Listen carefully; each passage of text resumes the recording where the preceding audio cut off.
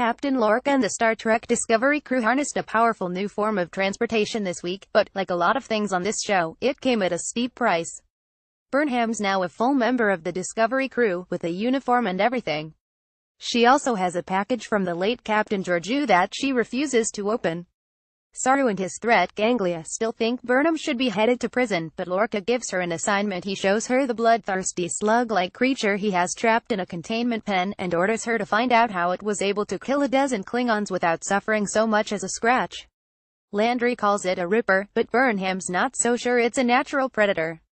There was no hull breach on the Glenn, so how did it get on board? Meanwhile, the Discovery receives a distress call from Corvan 2, a mining planet that's under attack by Klingons.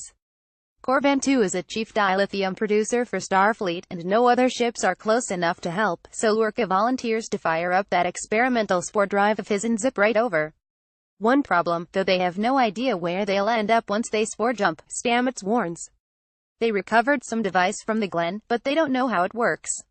And when they try to spore jump to Corvan 2, they end up in the gravitational pull of a very hot star, nearly burning up before they can pull away.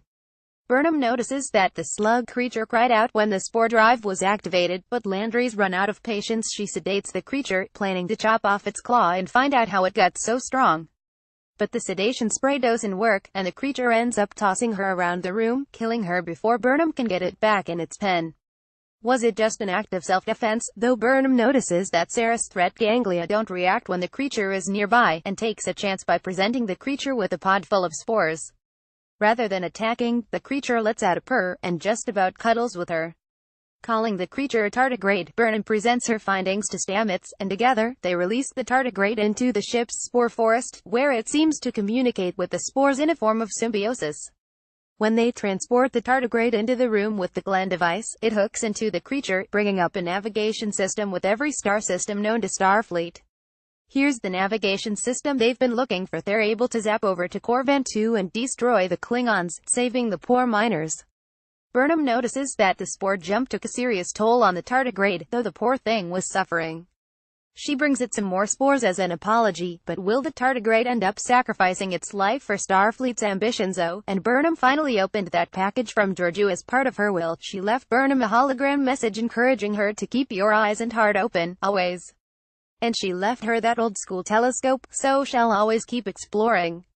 Elsewhere in the episode, the Klingons continued their internal warfare, with Voq the White Klingon and his female ally Elrel getting usurped by Cole after fetching a dilithium processor from the hollowed out Shenzhou.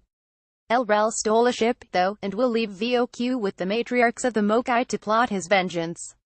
This week's biggest Klingon revelation, though: they ate George's dead body. Yeah, sorry, that kind of thing is not helping me identify with these Klingon characters.